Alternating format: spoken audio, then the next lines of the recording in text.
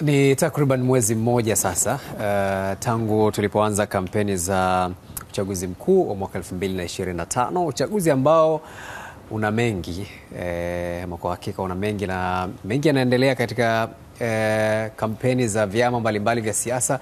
Kwa upande wa Jamhuri ya Muungano wa Tanzania, vyama 17 vimejitosa kusimamisha wagombea. Kwa upande wa Zanzibar, vyama 11 vimesimamisha wagombea, kila mmoja akinadi sera zake. Kwa upande wa Chama cha Mapinduzi, ambao wamekuwa wakiongoza serikali, wamekuwa wakiahidi zaidi kuendeleza yale ambayo wameanzisha, lakini pia kuja na mengine mapya. Na kwa upande wa vyama vingine, vinashawishi Watanzania kuona sababu ya kutafuta chama kingine cha kuongoza serikali. Yote hayo ni katika kuitafuta dola 2025 katika kipindi hiki ambacho pia chama kikuu cha upinzani chenyewe kikionekana kikiwa kando ya mbio zenyewe, kikiwa kinashughulika na masuala ya kesi ambazo zinaendelea mahakamani. Lakini wacha tuangazie yale ambayo yanaendelea katika vyama hivi vya siasa katika wakati huu ambao angalau tumetimiza mwezi mmoja. Tumeona nini? Watanzania wameona nini hasa? Yapi matumaini ikiwa mmoja kati ya viongozi hawa atapata nafasi ya kuongoza Tanzania kwa miaka 5 ijayo? Hapa studioni katika kufanya tathmini ya hayo tumemwalika Joseph Lugendo, mwandishi wa habari mwandamizi lakini pia mchambuzi wa siasa. Karibu sana. Asante sana. Lakini pia tunaye Musa Lugete, mchambuzi wa masuala ya siasa. Karibu sana Mwalimu Lugete. Asante sana. Mambo yanakwendaje? Asante. Tuko na mtaalamu. Wewe kidogo umekuwa mwenyeji sasa. Joseph Lugendo alikuwa anamwambia hapa tulikuwa tunafanya sana uchambuzi wa uchaguzi wa mwaka 2020. Tunakutana tena 2025. Naam. Karibuni sana. Na pengine tuanze na tathmini. Tukiwa tumefika mwezi mmoja tangu kampeni za uchaguzi wa mwaka huu zianze, kwa upande wako Lugendo, nini tathmini yako ya jumla kwanza? Niseme kwamba mpaka sasa hivi naona kampeni zinakwenda vizuri, kwa sababu hujatokea tukio lolote ambalo utasema kwamba labda la watu kupata mihemko mpaka kusikia watu labda wanapigana au wameumizana. Kwa ule utulivu wa watu kusikiza sera, kusikiza hoja, kusikiza ahadi umekwepo.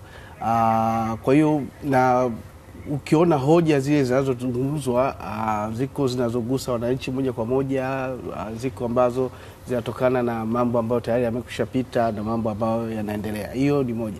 Lakini ya pili, na ambacho mimi nakitazama vizuri sana katika hizi mwezi mmoja, ni kwamba mfumo wetu wa siasa unaanza kujidhihirisha. Unajua kuna mfumo ya vyama vingi ya aina tofauti tofauti. Kuna mfumo wa vyama vingi lakini una vyama viwili vinavyotawala. Ukienda Marekani, ukienda Uingereza, ni mfumo wa vyama vingi ila kuna vyama viwili ndio vinavyotawala. Kuna mfumo wa vyama vingi lakini chama kimoja kinatawala. Ukienda Japani, chama kilichoko madarakani kina zaidi ya miaka 70 sasa hivi. Ni mfumo wa vyama vingi lakini kuna chama kimoja kinachotawala. Kwa unachokiona sasa hivi Tanzania, bado tuko katika mfumo wa vyama vingi lakini chama kimoja ndio kina nguvu zaidi, ndio kinatawala. Hata ukiangalia mikutano jinsi ilivyo, watu wanaojitokeza kwa wingi, uhamasishaji, kujipanga kwa hivi vyama vya siasa, namna ya kufikia wananchi, namna ya kuhamasisha, namna ya kufikisha sera zao, namna ya kufikisha ahadi zao kwa wananchi, unaona kwamba tuko katika mfumo wa vyama vingi lakini chama kimoja kinatawala. Na maana yake ni nini? Ni kwamba mfumo wetu huu wa vyama vingi, pamoja na kwamba wananchi wana uhitaji mkubwa wa mfumo wa vyama vingi, bado mfumo umekuwa ni mfumo mchanga. Taasisi zile zinazounda hivi vyama vingi zimekuwa na uchanga, kwamba nyingi ziko katika startup level na nyingine zinafikia level fulani unatarajia kwamba ni ya ukomavu, alafu unaweza zikatokea mabishano ya ndani au harakati za kiuchaguzi za kubadilishana madaraka zikaanza kurudisha tena kutoka katika ukomavu kuja kwenye ile startup level. Kwa hizi taasisi ndio ukitazama taasisi kwa maana ya taasisi ambazo ziko katika demokrasia, hivi vyama vya siasa. Kuna hiki kimoja, hiki chama tawala CCM, ni chama kilichokomaa. Ukomavu wake umeshafikia ile level ambayo unasema kutarajia irudi katika status level ni ngumu. Lakini ukiangalia hivi vyama vingine unaona viko bado katika kujitafuta.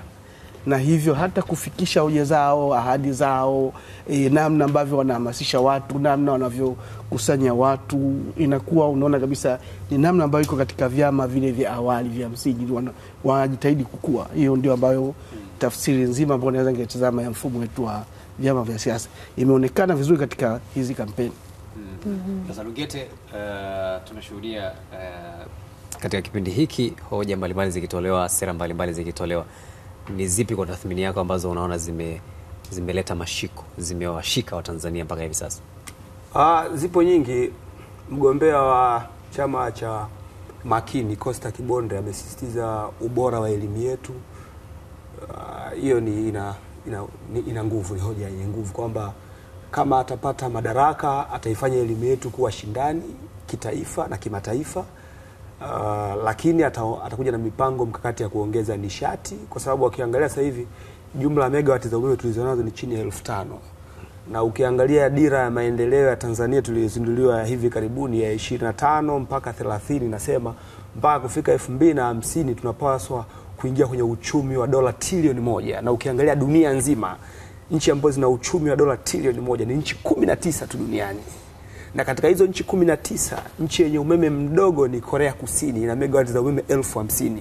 Sasa sisi tunataka kuingia kwenye uchumi wa dola trilioni 1, na kwa Afrika nzima hakuna nchi yenye uchumi wa dola trilioni 1 kwa mwaka.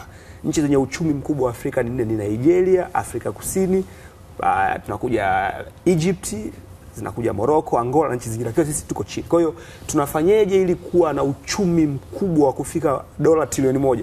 Ni lazima tuwe na megawati za umeme zisizopungua 50,000. Kwa hiyo tuko kwenye megawati za umeme 5,000, ni jumla umeme wote ni megawati 5,000. Kwa Costa Kibonde anasema tutaongeza nishati. Na nimemsikiliza mgombea wa Chama cha Mapinduzi Dr. Samia anasema ataongeza megawati za umeme zingine 8,000. Kwa 5,000 jumlisha 8,000 itakuwa kama 13,000. Bado umeme ni mdogo sana, kwa sababu nishati ndo sekta pekee inayozifanya sekta zingine zote zinyanyuke kwa haraka. Kwa maana ya kwamba mfano Tanzania tukishakuwa na megawati za umeme 20,000, tutashawishi viwanda vikubwa duniani kuja kujenga pa magari.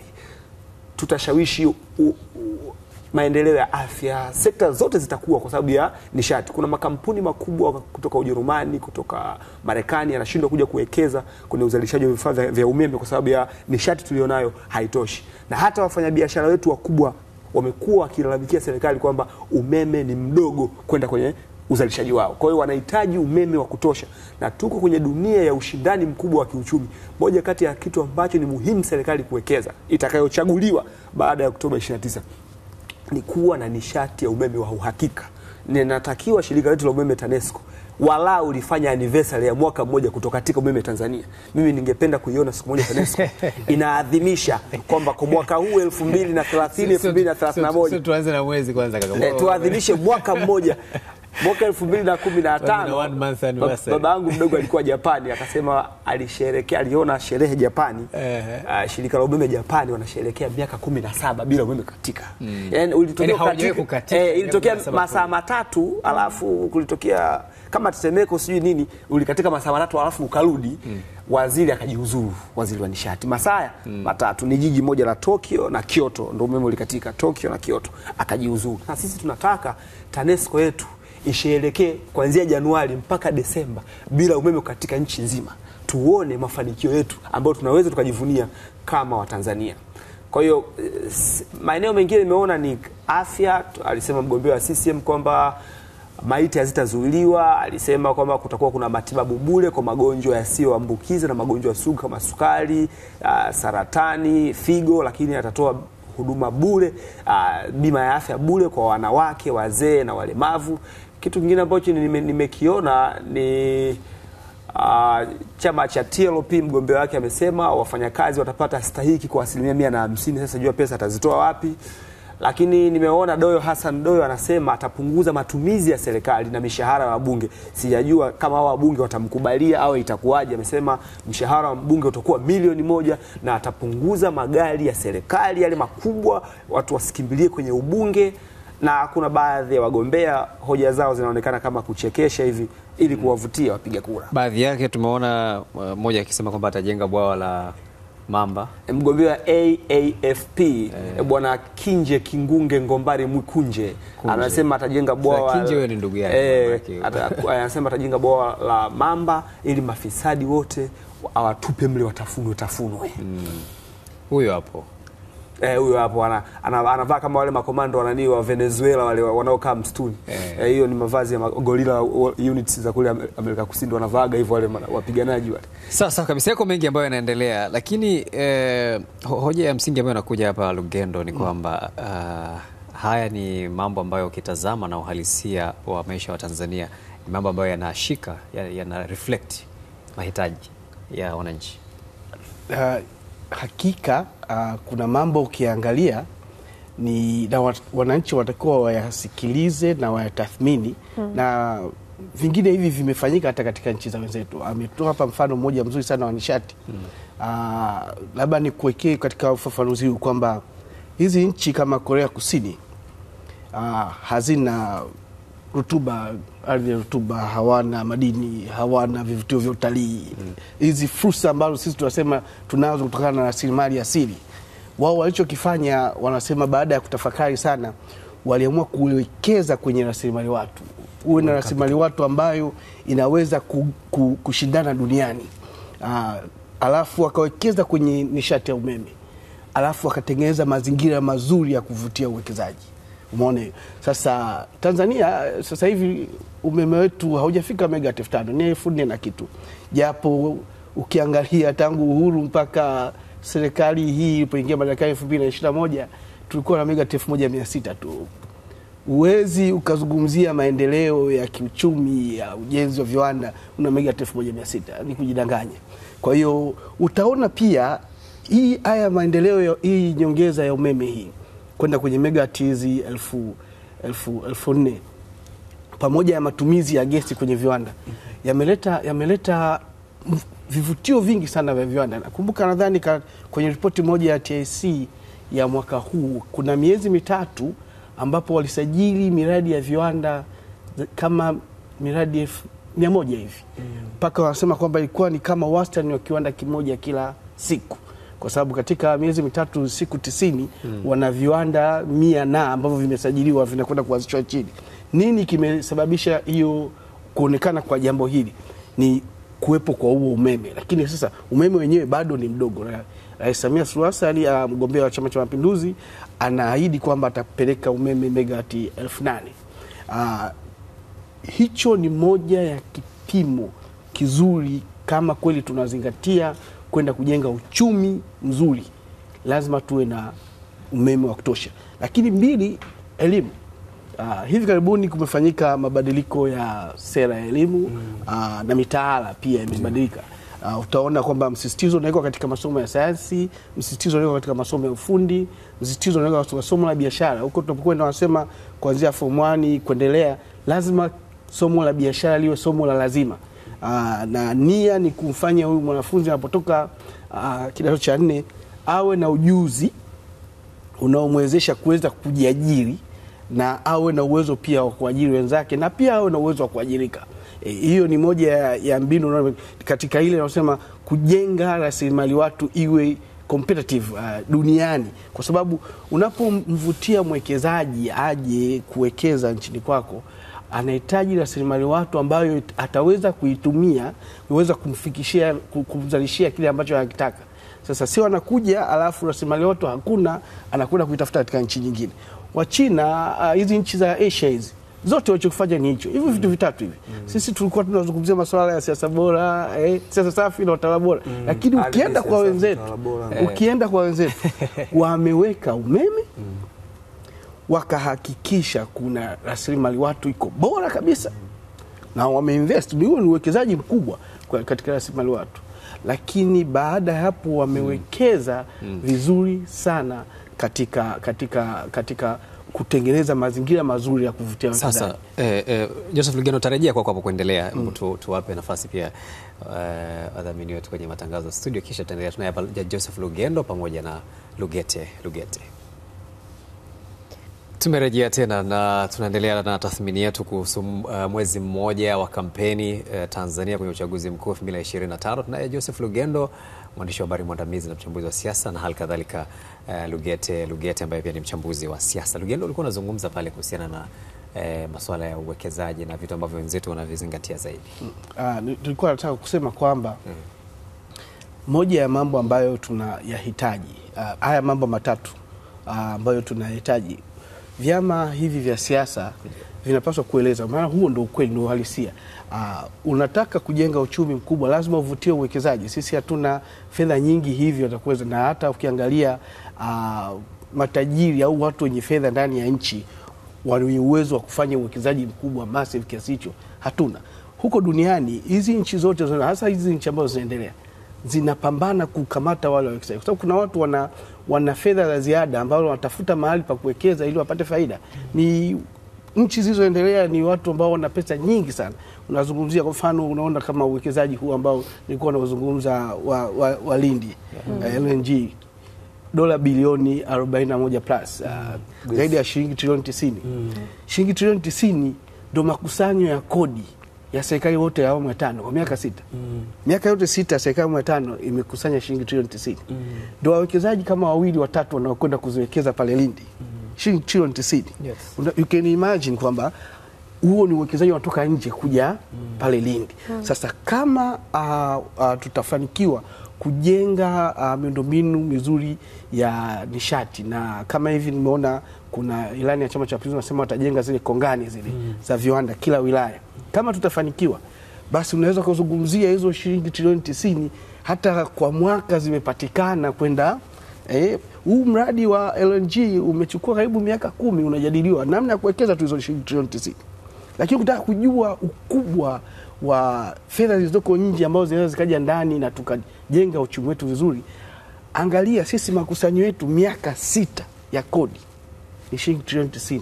Zinaletwa na watu hao watatu, wawekezaji watatu wanazileta pale Lindi. Na ndio maana naambia watu wa Lindi kwamba ukiitizama Tanzania, Dar es Salaam ya sasa, jinsi ilivyotanuka kutokana na biashara, ilivyotanuka pwani. Unapozungumza maendeleo ya pwani sasa hivi, kichocheo cha maendeleo ya pwani ni Dar es Salaam. Ndicho unachoenda kukiona Lindi. Ukitizama Lindi kwa ule uwekezaji, ukianza pale, itapanuka ile Lindi kwenda Mtwara. Mahitaji ya Lindi yale yataleta vichocheo mpaka ile mikoa ambayo itapakana na Lindi, kwa sababu katika nchi hii hatujawahi kupata uwekezaji wa aina moja wa shilingi trilioni 90 ukienda kwenye mkoa mmoja. Hajaitokea. Hii ndio itakuwa historia kwa mara ya kwanza. Umeona? Lakini kama kweli tukiona tunaweza kujenga mazingira mazuri ya kuvutia wawekezaji, tukawa na umeme wa kutosha, na kama hizo kongani kweli zitajengwa, na kama tutakuwa na hii rasilimali watu ya kutosha na ambayo ni competitive, tuna hakika ndani ya muda fulani kuweza kuvuta uwekezaji. Na hapo tunapozungumzia sasa kwenda kwenye uchumi wa dola trilioni 1. Sasa hivi uchumi wetu ni kama dola trilioni 85 hivi. Hatujafika bilioni 85. Unajua ukizungumza kama tajiri wakubwa duniani, yule mmoja ya dola bilioni 400. Ni mtu mmoja huyo. Sisi hiyo unazungumzia Afrika. Duniani, mimi nazungumzia duniani. Bilioni 400 ni GDP ya South Africa. Ya South Africa. Na katika hao matajiri wakubwa duniani yuko mtu mmoja na dola bilioni 400. Huyo Elon Musk. Dola bilioni 400. Mtu mmoja ambao ndio GDP ya South Africa. Kwetu sisi 85. Kwa uchumi kadogo sana hapo ukiangalia. Sasa tunataka kwenda kwenye dola trilioni 1. Club trilioni. Zaidi ya mara 10 ya huu uchumi unaoona sasa hivi. Mimi huwa nawaambia vijana sasa hivi ambao wao ndo wana kesho nyingi. Hii dira ya taifa mwaka 2025 2050. Wao ndio wanapaswa kuwa na aina fulani ya utulivu na fikra ya namna gani, kama kweli tunakwenda kwenye dola trilioni 1, ya fikra namna gani watanufaika na uchumi huo, kwa uchumi haka tulizonacho ambacho labda tunaweza tukapigania. Hizi kampeni zina reflect dira au kila mtu anakuja tunala kwake? Maana usikia wengine bwawa la mamba, si mwingine anasema sasa ndio hapo sasa mwanzo niweza kuzungumzia uchanga wa vyama vya siasa. Taasisi hizi za kisiasa tulizonazo, ukiangalia mfumo wetu unajionyesha wazi kabisa kwamba ni mfumo wa vyama vingi lakini una chama kimoja kinachotawala. Kwa tunatarajia kichama kinachotawala ambacho, na ukiangalia kampeni tumeshamaliza karibu mwezi sasa, ukiangalia inaonekana wazi hata tafiti kabla ya hizi kampeni ukiangalia tafiti za huko nyuma inaonekana wazi kwamba baada ya uchaguzi Chama cha Mapinduzi kitashinda. Haikuwa jambo ambalo labda la kushangaza. Halikuwa jambo la kushangaza. Kwa hiyo basi tujadili hoja za msingi za taifa hili linapokwenda wakati hivi vyama vidogo vinakuwa. Lugete. Kwanza nataka kusema kitu kimoja, kuna dhana potofu mbaya. Asilimia 85 ya vyama vya siasa wanaamini dira ya maendeleo ni mali ya Chama cha Mapinduzi. Na naomba ili niliweke sawa. Dira ya maendeleo ya taifa ya 25 mpaka 50 si mali ya Chama cha Mapinduzi. Ni mali ya Jamhuri ya Muungano wa Tanzania. Hivyo wagombea wote au wadau wa vyama vyote vya siasa wanapaswa kuisoma dira na kuchukua baadhi ya maudhui ya ndani ya dira kuingiza kwenye ilani za vyama vyao ili kuwa na mstari wa pamoja kwa mustakabali wa taifa letu. Dira si mali ya Chama cha Mapinduzi. Kwa hiyo ni muhimu wagombea wote kushika dira.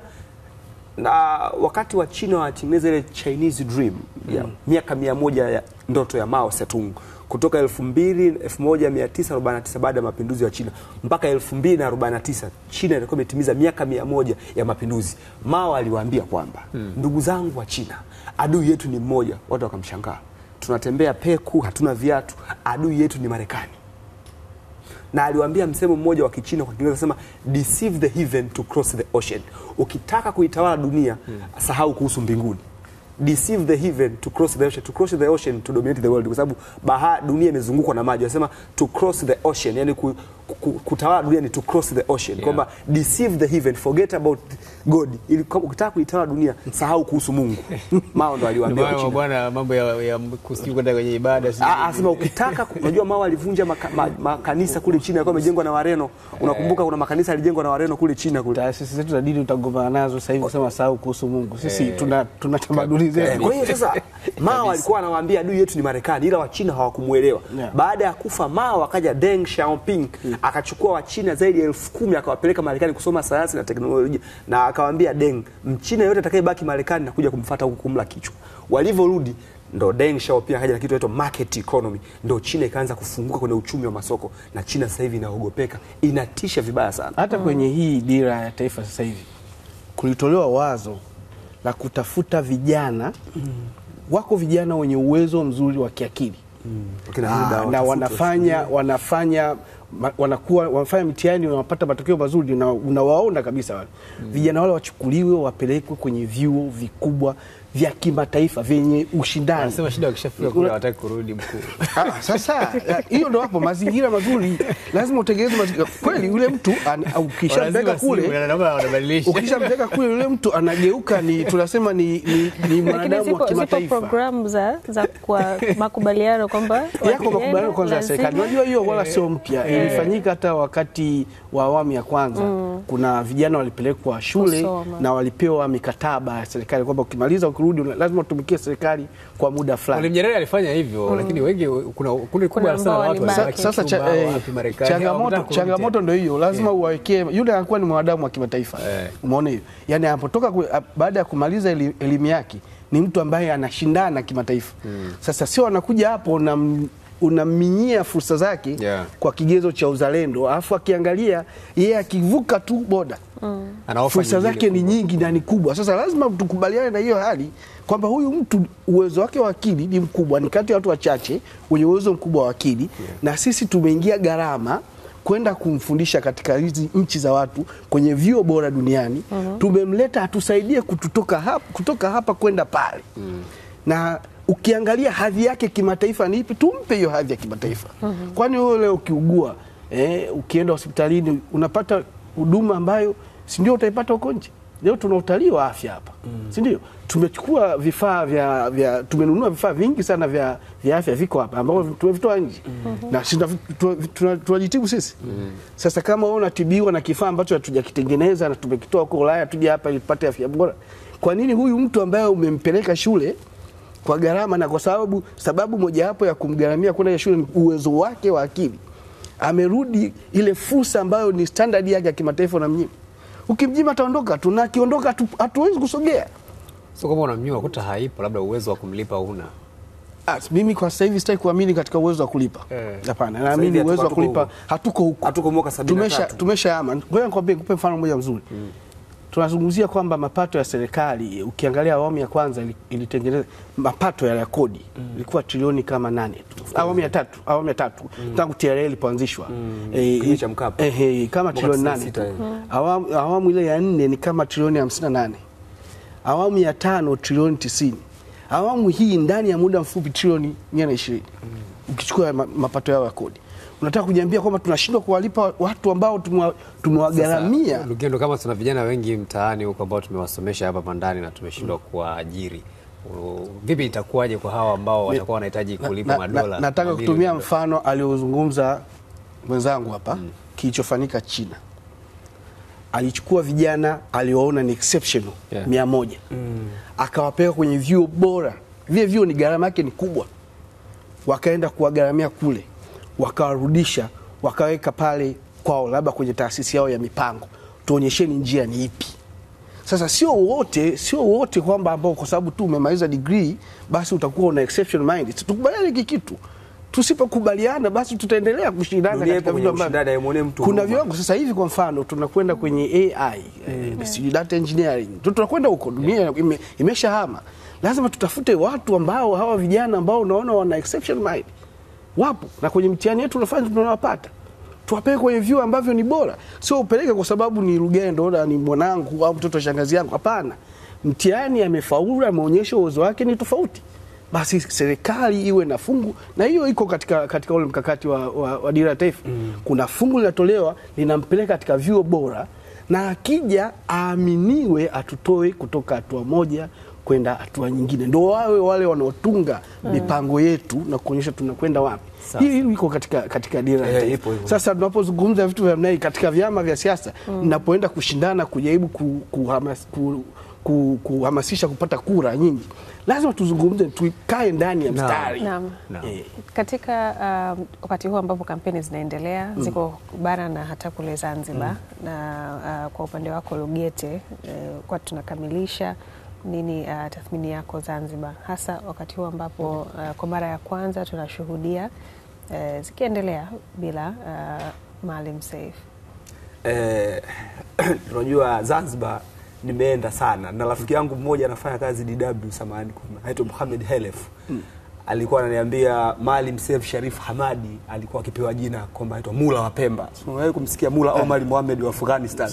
Kwa hivyo Maalim Seif ndo Mula wa Pemba. Sasa kwa mara ya kwanza Zanzibar inakwenda kwenye uchaguzi mkuu bila Maalim Seif Sharif Hamadi. Mwenyezi Mungu amlaze mahali pema peponi na ampunguzie madhambi ya kaburi na amjalie Jannatul Firdaus yawe makazi yake ya milele. Maalim Seif Sharif Hamadi alikuwa na sifa 3 ambazo kiongozi wa saizi wa ACT Wazalendo bwana Othman Masoud Othman Sharif hana. Maalim Seif amekulia kwenye harakati. Mpaka wataka kutugombanisha na Omo kaka. Amekulia kwenye harakati. Tangu akiwa kwenye serikali ya Zanzibar mpaka anafukuzwa mwaka 88, baadaye akajiunga na CUF.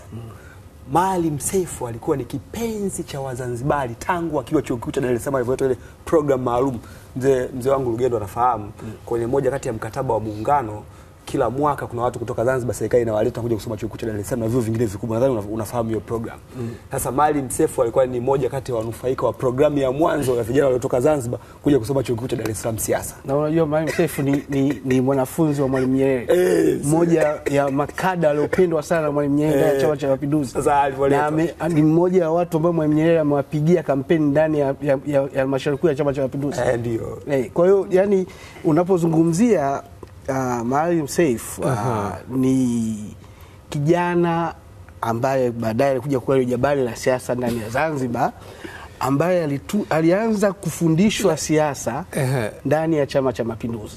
Lakini hapo kwa kumtendea haki Othman Masoud Omo, kwa kumtendea haki ulikuwa unazungumza kwamba kuna vitu anavyo, kuna vitu sasa vyote ulivyovitaja naona kama pia na huyu naye anavyo. Hapana, kwa maana kwamba naye pia Othman Masoud alikuwa ndani ya Chama cha Mapinduzi. Othman Masoud ameshika nyadhifa mbalimbali ndani ya serikali, amewahi kuwa pia mwanasheria mkuu wa serikali. Alikuwa pia na yeye CUF kabla ya kuhamia ACT Wazalendo. Kuhusu kipimo cha kupendwa, nadhani kwa wakati huu ambapo Othman Masoud anagombea urais wa Zanzibar kwa mara ya kwanza, tusubiri tuone Wazanzibari watasema nini kuhusu kupendwa kwake. Hata mimi naunga mkono ni kwamba tusubiri matokeo, ila mimi nataka kuambia ni kitu kimoja kwamba kila mtu ana mapungufu yake na ana karama zake ambazo kwa mwingine ambaye unaona ana karama hii anakuwa nakosa karama nyingine. Hivyo ni vitu ambavyo vipo. Hata wewe utakuwa una karama zako ambazo mimi sina na mimi nazo za kwangu ambazo wewe huna. Kwa hiyo hata kwa Maalim Seif na Omo mimi nadhani kuna hiyo nalo lipo. Kila mtu ana ubora changamoto ambayo naiona ambayo labda tuiweke hivi ni kwamba uchaguzi huu utapima mfumo wa siasa ya Zanzibar, kwa sababu mfumo wa siasa wa Zanzibar na wa Tanzania, Jamhuri ya Muungano, una tofauti moja. Jamhuri ya Muungano, mfumo wa siasa ni yule anasema mfumo wa vyama vingi, chama kimoja ndio chenye nguvu, hivi vingine vinakuwa vina changamoto kidogo ya kupambana na chama kimoja. Ndani ya Zanzibar kulikuwa ni mfumo wa vyama vingi wenye vyama viwili vyenye nguvu. Ndio Zanzibar jinsi ilivyo.